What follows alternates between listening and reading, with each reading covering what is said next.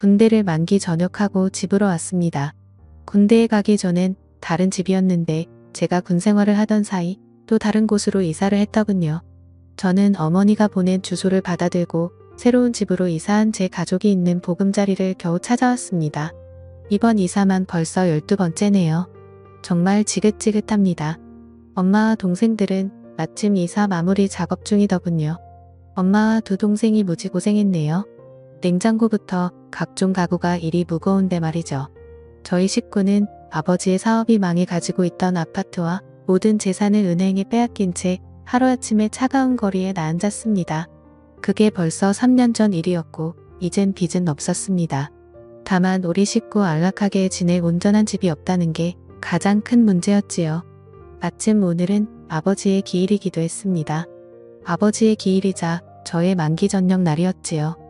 그런데 집에 오자마자 소란스러운 소리가 들렸습니다.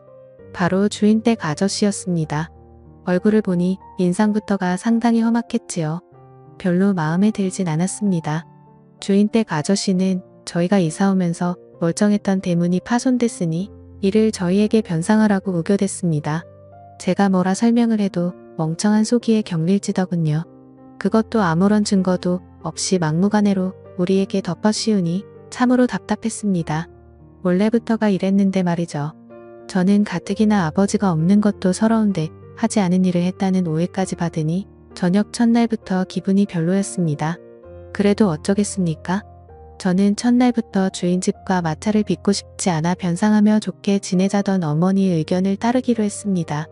그렇게 그 재수없는 집에서 한 달이 지났을까요? 어느 날 주인집 딸내미와 마주쳤습니다. 이곳 주인집 아저씨에게 저와 비슷한 나이를 가진 자식이 있었다는 사실을 저는 오늘 처음 알았습니다. 그런데 아버지를 닮아서 그런지 여자애가 상당히 기고만장하며 버릇이 없더군요. 세입자 주제에 왜 정문을 사용하냐며 혼잣말로 짜증을 내는 겁니다. 어쨌건 저는 그 후로 그 재수없는 여자애와 마주치기 싫어 뒤에 있는 작은 쪽문만 이용했습니다. 제 어머니와 동생들에게도 뒤쪽에 있는 쪽문을 사용하라고 신신당부했지요. 주인집 딸내미 성격이 보통이 아니라며 가진 흉은 다 보면서요. 마음 같아서는 제 앞주머니로 따끔히 교육하고 싶었으나 참았습니다. 주인집 딸내미 잘못 건드렸다가 무슨 사단이 일어날지 몰랐습니다. 그러던 어느 날이었습니다. 저는 그토록 들어가고 싶었던 대기업에 운이 좋게 취직하게 되었습니다. 그런데 그곳에서 주인집 딸내미를 보았지요. 알고 보니 주인집 딸내미는 저와 입사 동기였습니다. 그 얼굴을 이곳 회사에서도 보니 참 흉한 것 같았죠. 얼굴을 이곳 회사에서도 보니 참으로 재수가 없었습니다. 어찌건 저는 그곳에서 윗사람으로부터 출중한 능력을 인정받아 계속 예쁨과 귀여움을 받았습니다. 그런데 첫 회식 날 예상하지 못한 대형 악재에 휩싸였지요. 주인집 딸내미가 신입사원 환영식이자 첫 회식 자리에 모인 이곳에서 그것도 회사 사람들이 보는 앞에서 제가 자기네 집 세입자라며 저를 놀리듯 마구 까대는 겁니다. 그 일로 저를 보는 회사 사람들의 인식은 크게 달라지지 않았습니다. 요즘이 어떤 세상입니까? 저는 그게 부끄러운 일이라 여기지는 않았으니까요. 저만 당당하면 되죠. 단 저는 주인집 딸내미를 좋은 시선으로 볼 수가 없었습니다. 그래서 다음날 퇴근하던 길에 주인집 딸내미에게 어제 일을 사과하라며 집요하게 물고 늘어졌습니다. 사과하시죠. 제가 뭘 잘못했는데요? 정말 그쪽 아버지를 닮아 양심이라고는 조금도 없는 몹쓸 여자군요. 인성이 차마 이 정도일 줄은 몰랐습니다. 제 아버지를 왜 욕하세요? 진짜 쫓겨나고 싶으세요? 그 돈으로 갈 데도 없을 텐데. 능력이 안 되니 뒤에서 까는 거죠. 당신 같은 여자 많이 봤어. 실력은 없는데 질투는 많고 열등감은 높지. 게다가 밝히기는 얼마나 밝힐까. 제 말을 듣고 있던 주인집 딸내미는 제 말에 화가 났던지 손을 치켜 세우며 저를 때리려고 하더군요.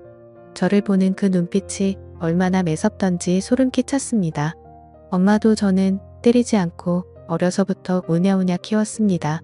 그런데 집 하나 있다는 이유로 손을 치켜 세우며 저를 때리려고 하니 저는 주인집 딸내미 손목을 붙잡고선 그저 거만하게 웃었지요.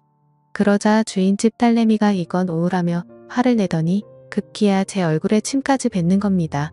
저는 그때 속으로 얘를 어떻게 할까 고민했습니다. 저도 주인집 딸내미 얼굴에 침을 뱉고 윙크를 날리며 배로 갚아주었지요. 그리고 제 앞주머니만 대놓고 주물렀습니다. 그리고선 이렇게 말했지요. 주인 아저씨한테 말하라고 말입니다. 당장에 방을 빼겠다고 진짜로 당당하게 나갔습니다. 아마도 수치스러웠을 겁니다. 사실 이 돈으로 아직 갈 곳은 없었으나 대기업에 취직했으니 은행 대출을 받아 다른 곳으로 가면 됐을 일입니다. 저는 제 어머니와 동생들을 그런 집에 살게 하고 싶지는 않았습니다. 어쨌건 그 일이 있던 후 어느 늦은 밤 골목길을 지나 집으로 가는데 어디선가 공경에 처해 도와달라는 어느 젊은 여자의 목소리가 들리는 겁니다. 저는 도움의 목소리가 들리는 곳으로 발길을 옮겨보니 주인집 딸내미가 건장한 어느 남자에게 가로막혀 벌걸 떨고만 있는 광경과 마주했지요. 저는 주인집 딸내미를 외면하고 싶었으나 미운 정도 정이라며 그냥 지나칠 수가 없어 무슨 일이냐며 모른 채 성큼성큼 다가갔습니다. 주인집 딸내미 말로는 얼마 전 지인 소개로 만나게 된 남자인데 최근까지 연락처를 주고받으며 지내다가 며칠 전 직접 만났는데 막상 만나보니 별로라 그만 보자 했다가 이런 동변을 당하게 되었다고 듣게 되었습니다. 저는 그 남자에게 아무런 사이도 아니면 그냥 갈 길 가라는 소리만 듣게 되었고 저는 마지못해 이 여자와 결혼을 약속한 약혼자라고 거짓말하다가 경찰에 신고하기 전에 꺼지라는 경고까지 날렸습니다. 그렇게 주인집 딸내미는 저희 도움으로 위기에서 벗어났고 그 일이 있던 후 저와 그녀는 회사에서 부쩍 가까워졌습니다. 그래도 서먹하기는 마찬가지였죠. 그러던 어느 날이었습니다. 퇴근하려는데 굵은 소나기가 내리더군요. 주인집 딸내미는 우산을 챙겨왔는데 저는 우산이 없었습니다. 그래서 비가 그칠 때까지 기다렸다 가려는데 간줄로만 알았던 주인집 딸내미가 저에게 다가와 우산이 크니 같이 쓰고 가자더군요. 저는 없는 살림에 돈을 아끼려고 우산 사는 것도 자제하려고 했었거든요. 어쨌건 저는 주인집 딸내미와 우산을 쓰고 지하철역까지 가는데 그래도 조금은 떨어져 걸었습니다. 그런데 자꾸만 한쪽이 비에 맞더군요. 주인집 딸내미도 한쪽이 젖기는 마찬가지였습니다. 그렇게 우리는 지하철역까지 간신히 왔습니다. 그런데 한쪽이 젖은 주인집 딸내미를 보니 은밀한 옷이 다 보이는 겁니다. 저는 낯뜨거워 시선을 자꾸만 내리는데 이런 저를 보며 주인집 딸내미가 웃더군요. 귀엽다면서요. 어쨌건 우리는 지하철을 타고 집으로 왔고 그 일이 있던 후 우리는 출근도 함께하고 퇴근도 함께하는 친구가 되었지요. 어쩌다 보니 그렇게 되었습니다. 그래도 주인집 딸과 세입자 아들이란 점은 변하지 않았습니다. 어느 날 주인집 딸내미가 술이나 한잔하자더군요. 그러면서 어느 정도 술이 들어가니 호프집에서 저에게 이러는 겁니다. 주인집 아저씨한테 우리 엄마만 욕먹지? 너 되게 비겁하다. 겨우 그런 일로 그러는 넌 나 만날 수 있어? 너 나 처음부터 싫어했잖아. 아니야. 사실은 좋아했어. 좋아해서 그랬던 거야. 진짜야? 바보. 사실 너 같은 남자는 처음이야. 뭣도 없는데 당당하고 자신감 있는 남자 말이야. 그러면서 주인집 딸내미가 뭔가 수줍은 듯 어필하는 시선을 보내네요. 저는 순간 고민했습니다. 저희 엄마가 주인집 딸내미를 되게 싫어했거든요. 그래도 엄마를 설득하면 될 일이니 어쨌건 주인집 딸내미와 술을 연신 마셔대면서 술에 취해갔습니다.